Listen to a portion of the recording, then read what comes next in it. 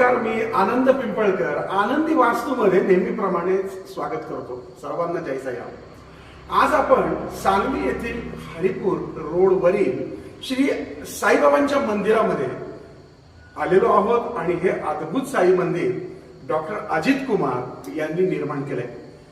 तुम्ही बघाल तर तुम्हाला मी यापूर्वी पण दाखवलेलं आहे की या मंदिरामध्ये बाहेर एवढी मोठी साईबाबांची मूर्ती आहे, दोन सुंदर सिंह सर्वांचं स्वागत करतात आणि सगळ्यात महत्वाचं म्हणजे आतमध्ये आल्यानंतर साईबाबांची दिसणारी दिव्य आणि प्रसन्न मूर्ती. तुम्हाला मी माझा अनुभव सांगू का? आज इकडे येताना खरं तर माझ्या मागे भरपूर कामाचा व्याप असतो आणि तसा होता. सकाळी आमचे स्नेही गाडगीळ यांचा मला फोन आला, तुम्ही या भागात आहात तर तुम्ही येऊन जा, असं असं साई मंदिर आहे. त्यावेळेस तर कामाचा डोंगर होता, शक्यच नव्हतं येणं. का कोण जाणे, अशा काही घटना घडल्या. आता त्या सगळ्या सविस्तर तुम्हाला सांगणार नाही, पण अशा काही घटना घडल्या की बरोबर तासात 2 तासांनी लक्षात आलं की संध्याकाळी 5 नंतर मला कुठलंही काम बाबांनी ठेवलेलं नाही. याचाच अर्थ हे काम होतं की तू माझ्या मंदिरामध्ये ये आणि हजेरी लाव. आणि त्या पद्धतीनं या ठिकाणी मंदिरामध्ये हजेरी लावली. त्यानंतर इथे 7 वाजता आरती चालू होते. त्या आरतीला सहभाग घेतला आणि त्या आरतीमध्ये आरतीच्या शेवटामध्ये आल्यानंतर अंगावरती सरसरून काटे येत होते, डोळ्यातनं अश्रुधारा वाहू लागल्या होत्या. आणि हे तेव्हाच होऊ शकतं ज्यावेळेस तिथल्या विग्रहामध्ये खूप मोठी पॉवर असते. तुम्हाला सांगता येणार नाही, पण आता सुद्धा बोलताना माझ्या सगळ्या अंगाला पायापासून डोक्यापर्यंत काटे येत आहेत. कारण इथली विग्रह म्हणजे ही जी मूर्ती आहे याच्यामध्ये खरोखरच एक अद्भुत आणि अद्वितीय अशी शक्ती आहे. सांगली परिसरात तुम्ही जर राहताय आणि जर तुम्ही या मंदिरात आला नाही तर मला वाटतं तुम्हाला अजूनही बाबांनी बोलवलेलं नाही. आता तुम्हाला बाबा बोलवताय. सांगली हरिपूर रोडच्या डॉक्टर अजित कुमारांनी बांधलेल्या या भव्य मंदिरामध्ये जर तुम्ही आला नाही तर ते खरोखर दुर्भाग्याचं लक्षण ठरेल.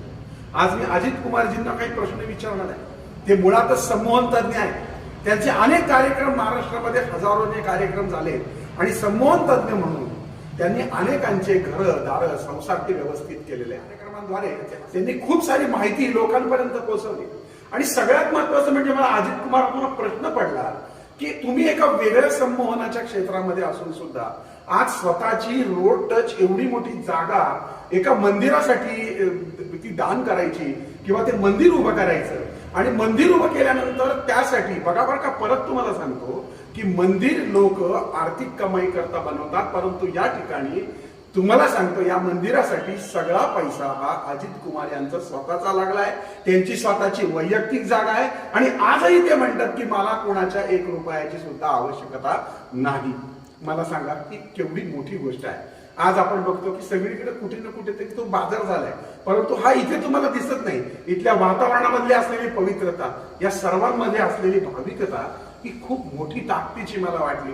आणि म्हणूनच आज आनंदी वास्तूच्या माध्यमातून सांगली, कोल्हापूर आणि परिसरातल्या सगळ्या मंडळींना किंवा जे लोक पुण्याहून किंवा कुठूनही सांगलीमध्ये येतील त्यांनी आवर्जून या एकदा तरी या मंदिराला भेट द्यायला.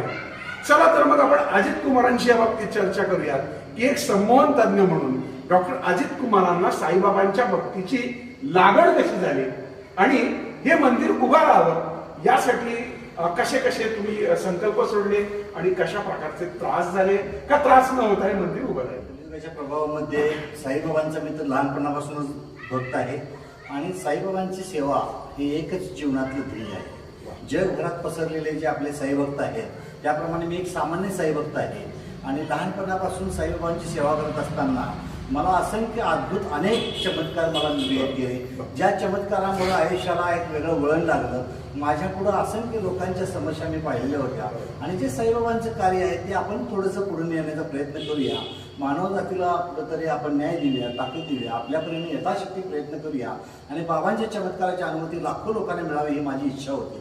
परिणामतः साईबाबांनी ज्या बाबांचा जो ग्रंथ आहे त्यामध्ये म्हटलं आहे की बाबांनी स्वतः कुणाला भजनचं लावलं, कुणाला पोथी, कुणाला पुराण किंवा कुणाला रावळी बांधायला लावली, कुणाला मंदिर बांधायला लावली. तसं बाबांनी स्वतः माझी त्यासाठी निवड केलेली आहे अशी माझी धारणा आहे मंदिरासाठी. आणि त्याच्यानंतर मात्र हे मंदिर बांधायचं हा माझा ड्रीम प्रोजेक्ट आहे. तो व्हावा माझी इच्छा होती, पण होत असताना माझे याच्यामध्ये कुठल्याही प्रकारे बाबा कुणाचे एफर्ट्स असावेत, कुणाची देणगी घ्यावी वगैरे असं काही डोक्यात नव्हतं. व्हावं, एक मंदिर व्हावं, सुंदर व्हावं, चांगलं व्हावं. आणि सगळ्यात महत्वाचं म्हणजे माझी इच्छा होती की आपल्या भाविकांना येणाऱ्या जिथं माथा टेकणार तिथं खरोखर त्यांना त्यांच्या समस्येचं निराकरण झालंच पाहिजे. या एका शुद्ध भावनेनं मी मंदिर उभारण्याचा निर्णय घेतला. तब्बल 5 वर्षे लागली मंदिर उभा करून लोकांच्या सेवेत द्यायला. पण ज्या नामांकित लोकांनी आपल्याला याच्यामध्ये योगदान दिलेलं आहे, भले पैसे जरी माझे असले तर विविध क्षेत्रातील विविध मान्यवरांनी मला याच्यासाठी जे काही सल्ले मार्गदर्शन दिलं त्याचाही मोलाचा उपयोग झाला.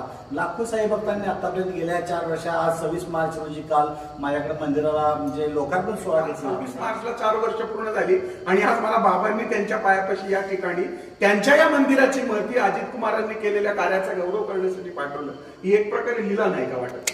पण या सगळ्यात महत्वाची गोष्ट म्हणजे आनंद पिंपळकर साहेब हे माझ्याकडे यावं हे माझ्या स्वप्नात सुद्धा नव्हतं. मी गेले काही वर्षे सातत्यानं आम्ही मित्र आहोत, वाटायचं ते माझ्याकडे यावेत, भेटावेत, पण तसा योग बाबांनी आणला नव्हता. मी अनेकांना नम्रपणे सांगू इच्छितो की यांचं कार्य बघितल्यानंतर कुठंतरी वाटायचं की हा माणूस एवढं या जगासाठी करतोय तर कधीतरी माझ्याही मंदिराकडे यावं अशी भावना होती, इच्छा होती. पण हा योग जुळून येत होता. पण बाबांनी आता 4 वर्ष या मंदिराची पूर्ण झाल्यानंतर आनंदी वास्तूचं कार्य माझ्यापर्यंत आहे. मी ज्यावेळेस जिथं जातो तिथं लोकांना सांगत असतो की बाबा आनंद पिंपळकर साहेब ही मोठी अभ्यासू व्यक्ती आहे, जाणकार व्यक्ती आहे, तज्ज्ञ आहे आणि त्यांचं या क्षेत्रातलं योगदान मोठं आहे. अशा वेळेला मी त्यांच्या नावाचा आधार घेऊन अनेकांना ठामपणे सांगत असतो की साईबाबांचा आमचा जवळचा मित्र साईभक्त आहे आणि या साईभक्तांना माझ्याकडे इच्छा आज बाबांनी पूर्ण केलेली आहे. त्याबद्दल मी बाबांचा आभार मानतो, धन्यवाद देतो. सगळ्यात आनंद पिंपळकर साहेब तुम्ही जरी मित्र असलात तरी आज आपण साईभक्त म्हणून एकत्र आलेलो आहोत आणि जगातल्या सगळ्या साईभक्तांना मी नम्रपणे सांगू इच्छितो की हे मंदिर तुमचंच आहे. मी लोकार्पण केलं या मंदिराचा, फक्त एक नम्र सेवक म्हणून या मंदिराची आम्ही सेवा करत असतो. आलेले साईभक्त हे आमचे पाहुणे आहेत, म्हणजे बाबांचे पाहुणे आहेत. त्यांची सेवा करायची आमचा धर्म आहे आणि येणाऱ्या लोकांच्या जीवनातल्या समस्या कमी व्हाव्यात, त्यांना अडीअडचणी कमी व्हाव्यात, जे काय रंजले गांजले त्याशी म्हणे जो आपला तसे त्यांच्यासाठी म्हणून हे मंदिर ओपन आहे. सर्वसामान्य लोक आमच्याकडे येतात, त्यांच्या जीवनातल्या व्यथा अडीअडचणी आम्ही संकल्प दर गुरुवारी सोडतो. नानाविध प्रकारचे आरोग्य शिबिरे घेतो. नानाविध प्रकारच्या लोकांना मात्र हे सगळं विविध धार्मिक कार्यक्रम, सामाजिक कार्यक्रम किंवा विविध कार्यक्रम जे इथे घेतले जातात यासाठी कुणाकडून कसल्याही प्रकारे चार्ज 1 रुपयाही घेतला जात नाही. आता कोणत्याही प्रकारची देणगी आजपर्यंत तरी मंदिराकडून घेतली गेलेली नाहीच आहे. पण हे करत असताना निव्वळ बाबांनी मला ताकद दिलेली आहे आणि बाबांची कृपा अशी या मंदिराची वाटचाल सुरू आहे. बाबा असं म्हणायचे की तुमच्या जीवनामध्ये येणारी कोणतीही गोष्ट, अगदी बाबांच्या जीवनामध्ये असंख्य सारे चमत्कार घडले ज्याच्यामध्ये एकदा एक भक्त येत होते आणि त्यांच्या वळकटीतून एक चिपकली म्हणजे आपण तिला पाल म्हणू, ती पाल भरभर वर गेली आणि वरती आणखीन एक दुसरी पाल होती आणि त्या दोघी एकमेकींशी बोलल्या. हे पाहिल्यानंतर बाबांनी तिच्याकडे बघितलं आणि सांगितलं ही ना मागच्या जन्मीची तिची बहीण आहे आणि तिची भेट राहिली होती म्हणून ती आता भेटायला आली. आणि त्यावेळेस बाबा म्हटले की या जगामध्ये कुत्र मांजर सुद्धा तुमच्या जीवनात जे येतं ना त्याचा तुमचा पूर्वजन्माचा ऋणानुबंध असतो. तसा प्रत्येक साई भक्ताचा हा एकमेकांशी ऋणानुबंध आहेच, तसा तुमच्याशी सुद्धा ऋणानुबंध आहे. आपणा सर्वांचा एकमेकांचा ऋणानुबंध आहे, त्याशिवाय आपण एकत्र येऊ शकत नाही. भविष्य कालावधीमध्ये या मंदिराच्या आणखीन काही योजना अजित कुमारांनी सांगाव्यात की आपण काय काय पुढे करणार आहोत. आणि हे करत असताना आम्ही मात्र आता पुढे इथून पुढं साई मंदिराच्या वतीने एक अन्नदानाचं इच्छा आहे की अन्नदानाचं एक क्षेत्र आपलं असावं इथं साईबाबांच्या सेवेत. लोकांनी एवढं लाभून येणार आहेत त्याच्यासाठी आम्ही सध्या म्हणजे काही पार्ट बिल्डिंगचा वाढवणे, डेव्हलप करणे हे काम हाती घेणार आहोत आणि तेही लवकरच साईबाबांच्या कृपा आशीर्वादानं जनमानसाची सेवेत येईल आणि साईभक्तांनी त्याचा लाभही लवकरच मिळणार आहे. त्या व्यतिरिक्त या मंदिराला ISO हे इंटरनॅशनल लेवलचं नामांकन देखील प्राप्त झालेलं आहे. शिस्तबद्ध ज्याला म्हणतो त्या शिस्तबद्धता ही ISO मुळे येते आणि अर्थातच तुम्ही ह्या जरूर मंदिराला भेट द्या. अजून तुम्हाला काही आपल्या सगळ्या भक्त मंडळींना आमच्या आनंदी वास्तूच्या सर्व आम्ही आनंदीयच म्हणतो एकमेकांना, जेवढे आनंदीयन्स आहेत त्यांना तुम्ही काय सल्ला देऊ शकाल? या मंदिरात या हा तर सल्ला आहेच आहे, त्या व्यतिरिक्त तुमचा सल्ला किंवा मार्गदर्शन किंवा एक संमोहन तज्ञ म्हणून तुम्ही काय सांगा? संमोहन तज्ञ म्हणून जरी असलं तरी संमोहन हे मनाशी निगडीत शास्त्र आहे आणि त्याच्यामध्ये मला राष्ट्रीय आंतरराष्ट्रीय सन्मान मिळाले. जागतिक पातळीवर अनेक सन्मान मला मिळालेले आहेत. माझ्या नावापुढं राष्ट्रीय आंतरराष्ट्रीय ख्यातीचे संमोहन तज्ञ हे लावण्यात श्री साईबाबांचा मोठा सहभाग आहे. एक मिनिट मी आपला मुद्दा म्हणून वेळ घेऊ इच्छितो आणि साहेब सांगू इच्छितो की मला लंडनला जायचं होतं. मनात खूप इच्छा होती. थायलंड, सिंगापूर, मलेशिया आदी देश झालेले होते आणि ह्या दौऱ्यातून माझी इच्छा होती की आपण लंडनला जावं. पण लंडनला जाण्यासाठी लागणारा जो काही व्हिसा लागतो त्याला मी 2 वेळा प्रयत्न केलेले आणि तो व्हिसा मला मिळालेला नव्हता. अशा वेळेला तिसऱ्यांदा जर आपण प्रयत्न केले आणि जर व्हिसा होऊ शकला नाही तर लंडन अथवा युरोप हे दौरा माझ्या आयुष्यात मला शक्य होणार नव्हता. परिणामतः त्या देशांनी माझ्यासाठी दारं बंद करून घेतलेले आहेत. तसं रेकॉर्ड तयार झालं असतं आणि साहजिकच आयुष्यात मला ती कदापि दर्शन मिळालं नसतं लंडनला जाणं. मात्र मी तो माझा 2 वेळा व्हिसा जेव्हा रिजेक्ट झाला तेव्हा मी बाबांना नतमस्तक झालो. बाबांना म्हटलं, बाबा तुम्ही माझे त्राता परमेश्वर आहात, तुम्ही आमच्या पाठीशी आहात, तुम्ही माझी ताकद आहात, तुम्ही माझी शक्ती आहात आणि तुम्हीच माझ्यासाठी आता मला लंडनला नेलं पाहिजे. मी अट्टाहास करून बसलो. त्या वेळेला मला रात्री साक्षात्कार झाला. मी बाबांना म्हटलं मी कसं ऐकणार नाही तुमचं, मी म्हणजे तुमच्यासाठी आयुष्य काढलेलं आहे, माझा प्राणही गेला तर चालेल तर तुमच्या सेवेत जाऊ दे असा मी अट्टाहास केला. आणि दुसऱ्या दिवशी सकाळी उठलो. सांगली ते शिर्डी साहेब मी चालायला चालू केलं एकटाच. शेवटी एकटाच जीवनात. फक्त बाबा माझ्या पाठीशी होते, काही नाही. फक्त अंगावर एक बळमुडा होता, एक साधा टी शर्ट, अंगावर 350 रुपये खिशात होते आणि वाटत चुकून कुणीतरी काहीतरी कायदेशीर बाबीनं अडचण आणली तर आय कार्ड असा म्हणून फक्त खिशात आय कार्ड होतो. 350 रुपयावर वाटचाल सुरू झाली. वाटेत कुठेही भीक मागून खायची, मिळेल त्या दारामध्ये उभं राहायचं आणि रस्त्याने जात असताना अंगावरची कालांतराने कपडे घाण झाली, लोक भिकारी समजायला लागली तरीही वाटचाल चालू ठेवली. आता सर्वसामान्य माणसाला दिवसाचं 10-20 किलोमीटर चालता येतं. मी स्वतः डॉक्टर आहे, सांगू शकतो की शारीरिक संपत्ती ही आपली आहे खरी आहे, पण चालणं किती 10-15 किलोमीटर ठीक आहे, 20 किलोमीटर ठीक आहे, पण काही वेळेला दिवसाला 40-40 किलोमीटर मी चाललो. शिरवळ ते आपला पुणे हे अंतर मी एका दिवसात पूर्ण केलं. थोडंसं जास्त आहे, पण दिवसाचा प्रचंड उन्हाचा तडाखा, अंगावर येणारं उष्ण वारं आणि अंगाला लाई लाई होणारं सगळं पायात अनवाणी चालत होतो. शपथ घेतलेली बाबा मी अनवाणी येणार आहे. मला भाजून निघत होतं, अंगाचा तिळप पडत, बापरे काय सहन होत नव्हतं. पाणी घळाळा प्यायचं, पण जेवण मात्र कमी करायचं, कारण जेवलं की विश्रांतीची गरज भासायची. नाही म्हटलं बाबा मी तुमच्याकडे येणार. शेवटी जिद्दीनं 7व्या दिवशी, सांगलीतून निघालेल्या 7व्या दिवशी शिर्डीत पोहोचलो.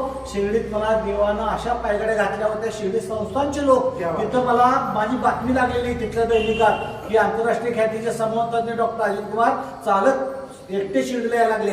नवस केलेलं आहे त्यांनी आणि ते नवस म्हणजे काय, बाबांना मागायला लागलेत की मला बाबा लंडनला घेऊन चला म्हणून. त्यासाठी ती येत आहेत अशी बातमी लागली.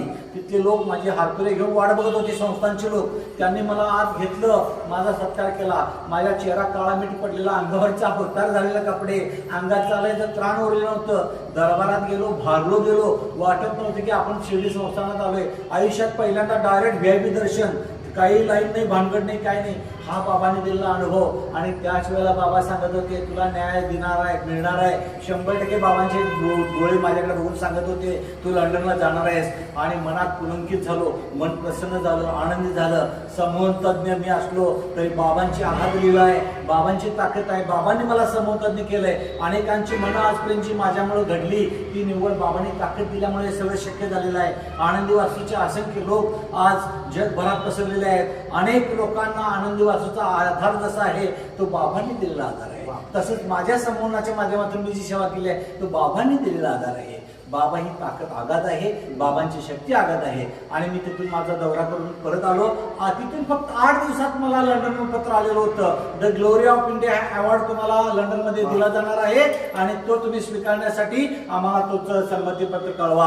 आम्ही त्यांना कळवलं. तिथून पुढे 3 महिन्यात मी लंडनला गेलो, अवॉर्ड घेऊन परत आलो. तेव्हापासून the glory of India London हा माझ्या पुढे लागलेला सन्मान आहे आणि तो बाबांनी दिला. एक बाबांचा चमत्कार आहे, एक बाबांची अनुभूती आहे मला मिळाली, एक बाबांची ताकद आहे. असे हे बाबा आणि सर्व साई भक्तांना मी नम्रपणे सांगू इच्छितो किंवा आनंदी वास्तूच्या लोकांना सांगू इच्छितो की आपण सर्वांनी साईबाबांच्या चरणी नतमस्तक व्हावं. बाबा तुम्हाला आयुष्यात काही कमी पडू देणार नाही.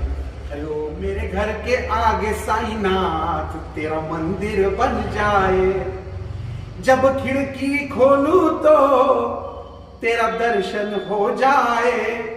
मेरे घर के आगे साईनाथ तेरा मंदिर बन जाए. सांगलीकर भाग्यवान आहात, तुमच्या घराजवळ हे बाबांचं मंदिर झाले आणि तुमच्या दर्शनाची बाबा वाट पाहत आहेत. कारण बाबा हे भक्तांना बांधले गेलेले आहेत. ते म्हणतात तू माझ्याकडे एक पाऊल टाक, मी तुझ्याकडे 10 पावलं टाकतो. आम्हाला असंख्य अनुभव आहे, ते तुम्ही ऐकलेच आहेत. तसे तुम्ही देखील घ्या आणि साई भक्तीमध्ये चिंबन भिजून जा. पुन्हा भेटूया पुढच्या भागात. तोपर्यंत सगळ्यात महत्वाचं म्हणजे आनंद पिंपळकर आनंदी वाचतोय फेसबुक पेज आणि याच नावाचं युट्यूब चॅनल लाईक सबस्क्राईब करून बेल आयकॉनला क्लिक करा. पुन्हा भेटूया पुढच्या भागात. तोपर्यंत तुमच्या आनंद पिंपळकरचा आमच्या वतीनं जय साई.